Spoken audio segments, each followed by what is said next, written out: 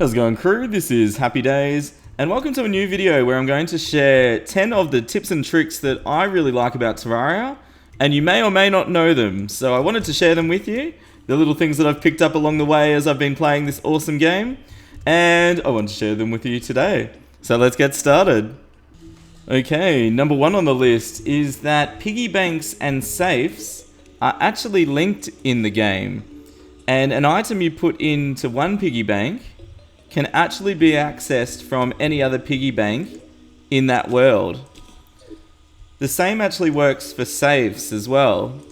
So if I put an item in a safe here and access it on a different container, I can actually go to one and then get the item out of another one. This is really good if you've got a farm somewhere else in the world and you want to ferry items between it. It also seems to work across worlds in my experience, as long as they're still on your computer, but only linked to that character. Okay, tip number 2 is that you can actually right-click chests and rename them, which is good when you've got a lot of chests in your world and want to quickly be able to see at a glance what they're for. To rename a chest, you just go up to a blank chest, right-click it, click rename, and then you can call it whatever you want. And then when you mouse over it, it'll let you know what you've got. Tip number 3 is that nighttime in Terraria starts at exactly 7:30 PM and it lasts until 4:30 AM, which is 9 hours in-game. Each hour in Terraria lasts for 1 minute, which means nighttime is 9 minutes long. Attempting to use boss summoning items during the day will do nothing when you click it. And you can check the time using things like clocks that you can find around the world or craft. You can also equip items like GPS, which give you an on-screen display of your time all the time, which are quite useful if you're doing things like summoning bosses or trying to make boss summoning farms. Tip number 4 is that clay pots can be made very early in the game just using 6 clay and a forge. Pots will grow flowers automatically if you put no seeds in them, but if you do actually have seeds, all you need to do is select them from your menu and left click above the pot and that seed will grow. This is really good to do early in the game, so you've got the herbs you need later on when you want to start crafting potions. All you need to do is put the pots on a platform and start growing. It's also useful to have a chest nearby to keep your extra seeds and flowers in. Tip number 5 is when you're new to a world, you can easily jump in the ocean on either end and YOLO it in.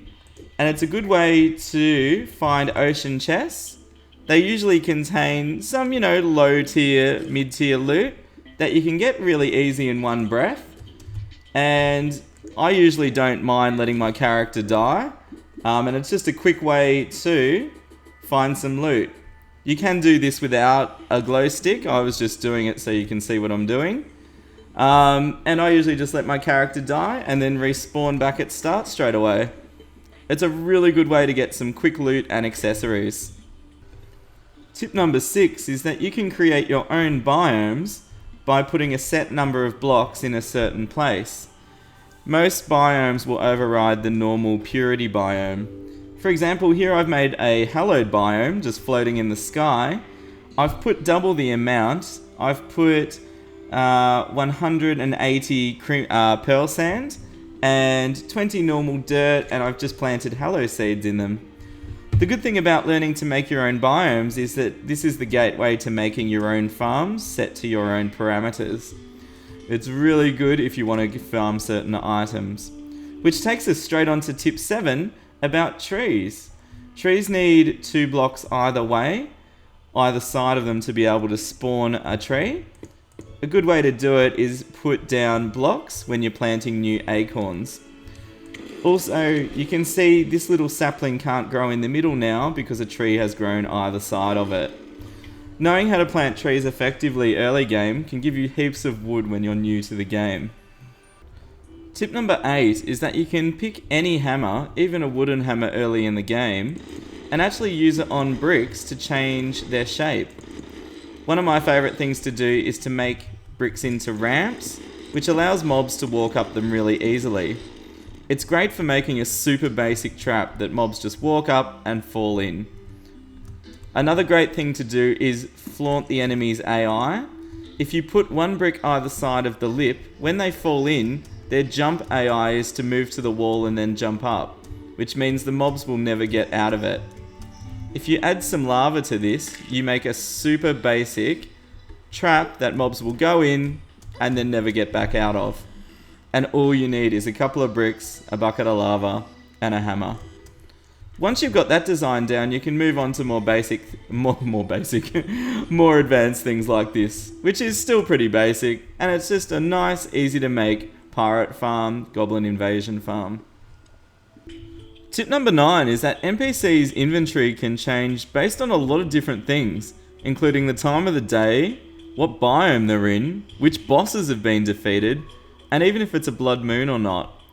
For example, the Witch Doctor gets different items after you've killed Plantera.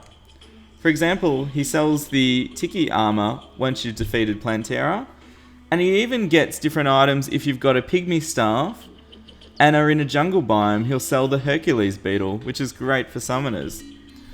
Some NPCs change their inventory during a blood moon. Did you know the Dryad actually sells corruption seeds during a blood moon? Terrible! Tip number 10 is if you know you're going to die and you don't want to lose all your money, you can quickly put your money into your garbage can. As long as you don't forget it's there, when you respawn, it'll all be sitting inside of your garbage can still.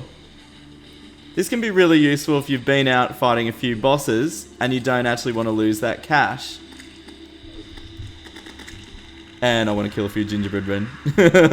Okay guys, that's it for our top 10 video. Please leave a like if you've enjoyed this. Leave a comment if you'd like to know anything else about Terraria.